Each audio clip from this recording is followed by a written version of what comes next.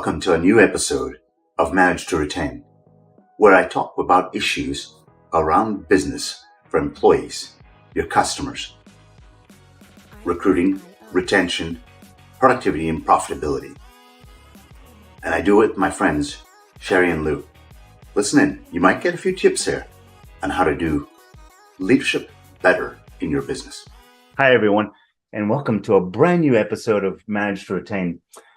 This is a series about culture. It's about leadership. It's about leveling up all of that, because there's so much happening in the world today. And I'll tell you, myself as a leader, I've been confused. What do I do? What's the next step for me? And we like to decode all of that in this discussion. So hopefully what we'll show you here in the next couple of minutes is something that'll be interesting, spark some thought, and maybe even shed some light on maybe how you can do this. But first, let me tell you about myself. My name is Vinay Raman. I'm the CEO of Carmo. We decode human behaviors using the data that you have in your organization. So you can start to more empathetically understand your people with the data, because of the data, and so you can act more compassionately. But I do the data side, the numbers and stuff. Somebody else has got to help you figure out, how are you going to do this? How are you going to build the culture? Because culture is something that you can build intentionally. And I do that with my friends, Sherri and Lou. Sherri and Lou, how are you all doing today? Doing great, Vinay. How about you? Super. I'm excited today. We're going to do something a little different. But Sherri and Lou, I'd like you all to kind of introduce yourselves and tell people what you all do for organizations and that leveling up of leadership. Yeah, no, thank you for that, Vinay. Well, Sherri and I own a company called the Weber Group. Our focus is to develop any leader within your company, right? Especially with the gaps that we're going to talk a lot about, is identifying that. But mainly what it comes down to is how are we going to align where you want your culture with where your culture really is. That's what it comes down to. And the way you do that is by getting people on board with that, developing people in the right way, the effective way, getting them on board with your vision and your mission, and then finding where those gaps are, and then marrying those two things together so that you can actually become successful long-term instead of short-term gains. So part of the reason for this conversation is because I tell my kids all the time, perspective is more important than intelligence. I want to constantly keep up-leveling or changing my perspective so I can see the world a better way. And I'm going to start with something that might come across as a little bit of a bold statement. The concept of servant leadership is three-dimensional for me. I'm looking more expansive than that. And what I think of is this idea of invitational leadership. Because if I want to go to the top of a mountain, I don't know anything about boots or supplies or tents or anything like that. I don't know anything about that, because I just know I want to go to the top of the mountain.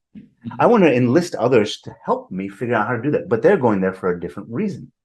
So as a leader, my job is to figure out, hey, this is where we're going. How do I enlist others to help me, but also do it for their own purpose? Sherri and Lou, how does that kind of idea resonate with you? I think it's true.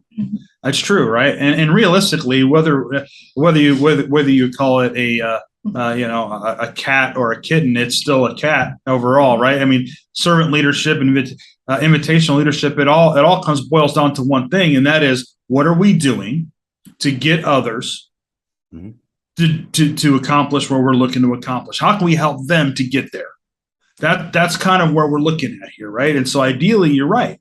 We've got to, and they all have a different purpose, a different reason. I mean, a business owner is going to look very differently on why they are doing certain things in the business than what somebody who might be on the sales team, who might not be necessarily invested into the company like the CEO is, right? There's a different reason, but like you said, how can we invite them in to our picture so that culturally we are all on the same page? We all have the same vision and mission and purpose, even though it might fit to a different puzzle. Yeah, absolutely, right. And I will tell you, in all the companies I've worked for, I mean, I'm just personally talking about myself. The reason I got out of bed every day is not because I said, I can't wait to do something for my boss today. I got out of bed today saying, I'm going to do this because it's a Friday, and I'm going to go make that down payment on that car or that house. I'm doing it for myself, not for them. It just so happens that they gave me a space for me to achieve something for my best interest. And I think as we start to realize that as leaders and we start to approach that way, shifting our perspective, then we can tune the way we talk to them so that we enlist their help in achieving what is not only our aim, but something that aligns with their aim. Am I saying that right? Sure. That's what we call the connection game. When you can connect with somebody and not just communicate your idea. Connecting means understanding, well, what's your idea? Where do you want to go? Why do you do this? And, invite them, in your words, invite them to tell you exactly why. Oh, well, I need this because I'm working on buying a home. Oh, I need this because, okay, great. These are all pieces of the puzzle that we can actually elaborate on to accomplish the end result, right? And I think that's what you're saying here is connect with people to understand their why and don't expect it to be yours. Yeah, that's right. So being a data company, I love my numbers, my facts, my figures, stuff like that. But I would like today to do something, I think, which is the first time we've ever done something like this. Instead of showing a bunch of graphs and numbers and data, today I want to show a diagram of maybe what scaling up that mountain could look like and how that culture that you build in your company, how that pathway could look intentionally. Is that fair? Yeah, that sounds great. All right, I'm going to share my screen here and you are going to see something. I call this the decision-making maturity model. This is about how you make decisions or how we individually make decisions and how we mature along that pathway, which leads to a better culture. So the idea is as you go further and further to the right, it's a higher, more effective organizational culture. So here's what I want to do. There's 4 steps here. I want to kind of talk about stage number 1. And I'd love to hear you all's thoughts in terms of maybe stories or companies you've worked with and kind of, do you see this? Okay. So I call these the levels of empathy, right? Understanding. So inclusion. This is inviting somebody to your team. I've just sent an offer letter out to somebody and said, hey, I'd like to have you part of our team, right? We've built a job description. We've got a base unit of information that cannot be changed, right? We say, this is your role, right? And this is what you're kind of supposed to do coming in the door, right? But they're coming in the door. They've got a very limited scope of what it actually entails. How do you all see that? Is that kind of resonate with you? No, I think that's a great, and I think you're right on target here with this, because that's when they come in, it's about that. It's about just basic information, right? Is a great example. We're helping develop an onboarding process for a company, because as I'm sitting there watching how they currently onboard, and they're talking about the company and the mission and the vision and all of the who the CEO is and who the leadership team is and all the fun cultural, like we want to kind of keep it positive, which is great. And then I sat there and I said, so what do we all do? Nobody knows what we do yet, right? We're just there gathering this data and what do I do? And the question I always ask is, well, how long does it take for a new employee that you've brought on board? How long does it take for them to be able to explain to you and tell you what they actually do? Yeah. Wow. Mm-hmm. So this is interesting because look, they're at this point in time, they're already sold on the company, right? They believe that there's something there for them, right? Yeah. So let's kind of move to number 2, right? So they've now walked through the door on their first day at work. They're kind of going into some orientation training, watching videos, whatever the case may be, right? This is where they're entering what I'll call that collaboration stage, right? Mm-hmm. This is where they're starting to get an assessment or an understanding of how they need to act in the role. Sort of what are the guardrails for the job that they're navigating in the role that they're performing in. Potentially, this is where employee handbooks and employee policies play, and they start to get a sense of the culture, how that role fits into the culture. Talk to me about that. Mm-hmm. I feel like some companies that this is where they get stuck. I agree. Mm-hmm. Yeah, there's a lot of companies that do, especially if they're starting out or if they're a startup. It's almost the wild, wild west, and they're just kind of, going through the motions, or at least they have an idea, but things are changing so fast and so rapidly that they can't put things down on paper to make it a very systematic and repeating process. Mm-hmm. That can be, it's exciting, but it can be super frustrating as well. when it comes down to like you have, policies and handbooks. That does take time, but yes, there's a lot that are stuck there and don't even get that far. So yeah, and it's so true because the expectation is very interesting at this level. Okay, and the challenge is that as we're bringing people in, you're right, we have the policies, the handbook, we talk about the culture. Hey, there's free lunch Tuesdays, like all this cool stuff, right? We're just getting into this realm of culture, and which is really good. So it's almost like, imagine watching a marathon at the Olympics, right? You're watching this, and this guy is just he's pacing along, and right that last lap, and you're like, this dude's gonna do it, and he starts picking up, and right before the finish line, he just stops, just stops, doesn't fall, just stops. Like, well, that's kind of what happens here. And we create that, but where's we've got the momentum, but we just can't seem to, how does this fit in with your role? What do you need to do for this culture to continue? So you see where I'm getting at here. How can we continue this momentum? And that's where and I agree with you. This is where people get stuck. And what I think the point that I'd like to draw out of what you just said there is this idea that what the person who just joined the company is starting to drink from the proverbial fire hose here, right? They're starting to see this, and they're trying to gather pieces because all the puzzle pieces may not be in front of them. Now, leadership, lots of times, and I know I'm guilty of this, they're in this role. I'm like, all right, they get it now. I expect them to start doing. Oh, hold on. So true. All right. 6 weeks later, they have an understanding the way you see the world. That's not happening. No way. Where I think number 3, the alignment comes in, right? This is where we're giving them performance report cards, right? We give them actionable ratios from time-bound indicators as to how they're supposed to act. This is what you're supposed to do in this time frame. This is how we're measuring. This is how we're holding you accountable, right? We're giving them ownership of their ability to behave in service of that role the way it's supposed to be played out.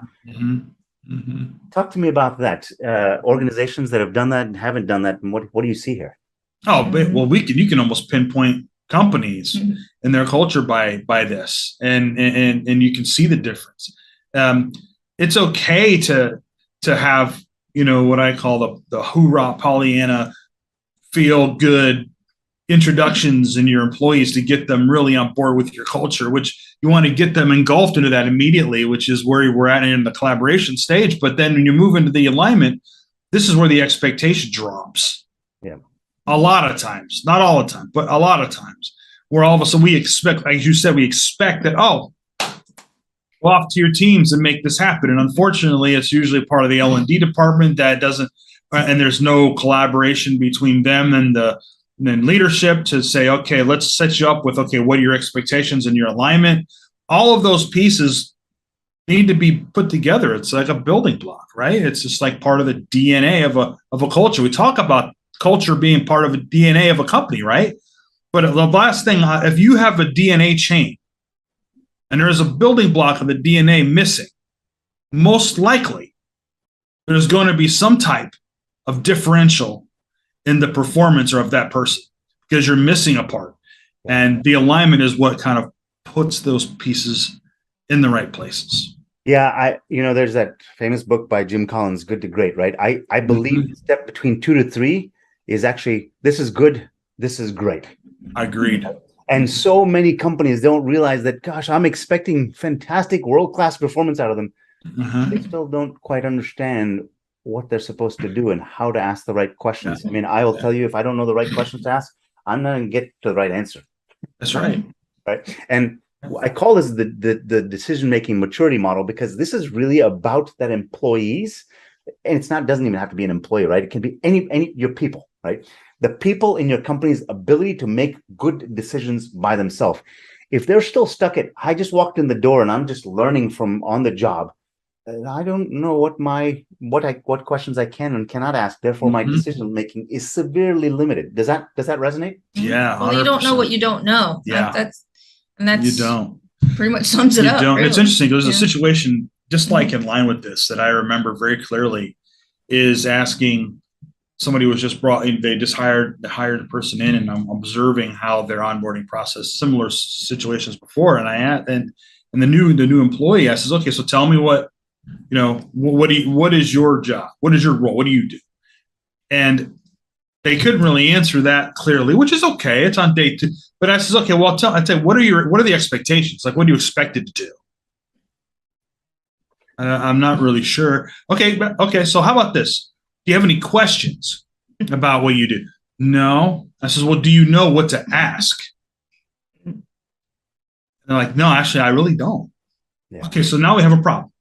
Yeah. And all it takes, though, is just one quick shift. We talked about this earlier, is just shift in our thinking and placing that person with the right person that can draw out the right questions because they're telling them what it is that they're expected to do. Oh, now I got questions because I didn't know I was expected to do that, instead of waiting for performance to drop because our expectations aren't set. I want to come and talk about this 4th stage in a little bit here, but I think this is super important here. This delta between, I mean, it shows a small little gap here, but there's a massive bridge here that is missing. What I don't think I realized for the longest time is the difference between going from 2 to 3. I thought it was something that I'm only getting something out of it as a boss. It's not. Every single one of my employees wants to make that leap from 2 to 3. Right. They don't leave when they're in 3. The Great Recession is because all those companies were here. I mean, not the Great Recession, the Great Resignation. Resignation, yeah. The Great Resignation occurs because people are stuck here. Yep. They don't have the alignment. They don't know what they're supposed to do. They don't know what questions they can ask or what they should ask. Right. And that's why they leave. Not because of pay. It's because they don't know, what am I supposed to do? That's right. What's the big picture? Right. What is what I'm doing? What's the, putting in the big picture here, Or why does my, being here matter? Yeah. So that's huge. Yeah. So I want to touch on number 4, because this is the holy grail. I truly believe it's possible. I've started to see some organizations in pockets where they're starting to do this. Yes, a lot of this is driven through the data that we use in some of the assessments. And there's a free assessment that will drop into the links. It's an employee to manager assessment that Sherri and Lou have helped, where it was the expertise that they had that was allowed me to be able to create that. So it's a free assessment that you can use. In this resonance space, it is, I mean, if 2 is good, 3 is great, 4 is world class, right? Universe beating world class. And the reason why is because you start going to where people start understanding how to self-manage and self-guide. They self-evaluate. They come and say, I know an outcome that I want is not occurring. And that outcome that I want is something that the company desires for someone in this role. Mm-hmm. I need to go and ask a question. I'm going to go ask. Yeah. And I think if you'd asked me 20 years ago, is that possible? I would have said, yeah, but not everybody's cut out for that. I actually call BS on that. I think this is everybody is capable of doing it if they see what their alignment with what their evolutionary purpose is, what they want to do, where they want to get to, and how it aligns with the role. Do you all feel the same way? 100%. And you add in that expectations, right? Then they're going to, and once they have an alignment, they're bought in. We've already got them bought in on the collaboration. We've got them fully aligned, understanding what part they play and what piece they play, where they are, where they fit in the realm of everything. And now it resonates with them. Now they're sitting back and they're able to self-identify where they need to make changes, right? Wouldn't it be amazing if you had an employee that approached you as a leader and said, I know this last week I haven't been performing really well. I don't really know why. It just doesn't feel right. I know that I just can't figure out where that is, but I just know I'm not performing as well as I normally do. Can you help me identify what that is? Wouldn't that be a mind-blown moment? And when those mind-blown moments happen, and by the way, those listeners, I'm telling you, you're thinking that's unrealistic. And I'm here to tell you that it's not. And I'm here to tell you that the most successful companies on this planet that are sustainable long-term follow this. They are the ones that have been able to help get their employees to be self-evaluative, be able to look at that and identify their needs. So this can happen, but it takes you to look at the other parts of this to identify how do you get them aligned to this level. Because at that point, if they can self-evaluate, you have just saved yourself a lot of time, resources, and they're fully invested. if they're taking the time out to evaluate themselves, including yourself as a leader, then that means they're invested. They're invested in you. They're invested in the company. For all those people that continue to tell me that, look, yeah, I understand what you're saying, and purpose and all that stuff is great, but if the money's not there, they're not coming. Well, I'll tell you this: have you, at least in the United States, I used to work in and around the federal government. People don't go to the federal government to work because they get paid well. I promise you that. Uh-huh. I know, because I used to work for the federal government. As a 24-year-old, I got I think it was close to an 84% increase in salary as a 24-year-old by going to the private sector. Uh-huh. I know now if I went for the government, I'd probably be making a six-figure salary, maybe just slightly over that. But in the private sector, if I were working as a CEO of a company somewhere else, I'd be making a buttload of money. That's right. That's right. A lot of money, right? That's right. That's a technical term there. That's right. It is. Hey, it's in my book. I've used it, and it's so perfectly true, because you look at it. We can't just say people want to say that it's because of money. Sure, they will. But I'm going to give you an analogy of why of that same exact situation. Right? We have grandchildren. Move my grandson Ryder down into high chair and say, give him his dinner or his lunch. And he's not going to want. He's going to complain. Why? I'm not hungry. I'm not hungry. I'm not hungry. You're not hungry? Why do you? Okay, well then okay. And then I pull out in the freezer and I pull out an ice pop and I start eating it. I want ice pop. No, you're not hungry. Oh, I'm hungry now. You see, this is just how people think. Yeah. This is just how we think. Okay, we're not going to come out to you and say, oh, it's because I don't feel valued, or some might, or it's like I don't really feel like I don't really know where I fit into this company. The reason is, as you said, is they don't know what questions to ask because we haven't guided them there in the right direction. So they're going to say it's a money, because they get another company and say, well, and if you ask them logistically and say, well, okay, so is it really about the money, or is there something else about that company? Well, what I really love about the company is that they actually asked me certain questions that made me feel valued. Oh, I got you, right? And not only that, too, Vinay, you know this, you're a numbers guy. Any data out there will tell you that money is not even in the top 5. Yeah, that's right. That's right. So it's not about money. I realized I got so excited about. I love this topic. Because I am so invested in this idea with all my people moving into this resonant level where they're constantly asking me questions. What or how do I do something? And I'm just opening doors for them, and I just let them go. And guess what? They do it because they want to, not because of me. I get really excited about this topic. I'm incredibly passionate about it. And one of the things I haven't stopped to do throughout the course of this conversation is ask the audience, do you see this? Where do you believe your organization is? If you were to say 1, 2, 3, or 4, whether you're a leader or somebody who works, or one of the people who works within a company, I'd love to see in the comments, give me a 1, 2, 3, or 4. What stage do you believe your company is at? And tell me, what kind of role do you have in the company? Are you in leadership role? Or are you in a functional role where you're just an individual contributor? I'd love to understand what that is. But I'm going to stop sharing my screen. We've been looking at this for quite some time now. Sherri and Lou, you've got these 10 principles that leaders can use to lead with influence. This kind of map that shows sort of that mountain that you can climb to get to that beautiful vista. What do you think are maybe a principle or two that you would ascribe to a leader who could get there? What would you use? Well, I'm thinking that we have multiple principles. So again, these 10 principles is what you can use to really guide you as a leader. Just to kind of self-evaluate. We're talking about this, right? If our goal is to get to that 4th stage that you're talking about, we've got to start self-evaluating with us, right? We've got to start with us because nobody else is going to do it. They're just not. So the me principle. That's the first principle of our 10 principles is the me principle, because it starts with you. It starts with us as a leader. Matter of fact, it ends with us as a leader too. And as we lead people, we need to set the example, right? Set the bar, set that stage. And that's really just how it is. If you don't really set that standard, we're going to then expect other people to just follow us because they have to. Well, that's an old school mentality, right? That's the old playbook. That's the old paradigm. we're no longer there. It's not going to work anymore.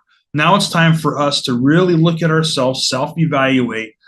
That's where the me principle comes in. Not that it's selfish. We're not talking about me, me, me, me. We're talking about self-evaluation, me. Self-evaluation, me. The unfortunate consequence that I've seen in many leaders is that because they have reached the top of their level of hierarchy in a company, whether that's executive level, CEO, president, whatever you think that might be, we feel that there's no need to improve or to grow in our own personal or leadership development. That's where the mistake lies. Because if it's not there, do you not think that that's going to trickle down? If a parent is telling their children, don't say swear words, but every single day you're saying swear words, do you not think that when that child is in school and not around you, they're not going to swear? Of course they're going to do that. You do it all the time. So it's something so simple, right? If it trickles down, and that's just what's going to happen. Everything starts with you. Everything ends with you. So the me principle is what would fit in perfectly with being able to self-evaluate, starting with us. Well, Lou, now I'm just a little scared because I'm worried my kids are going to come home and say, "But Lou." They're not the only other people's kids are now too.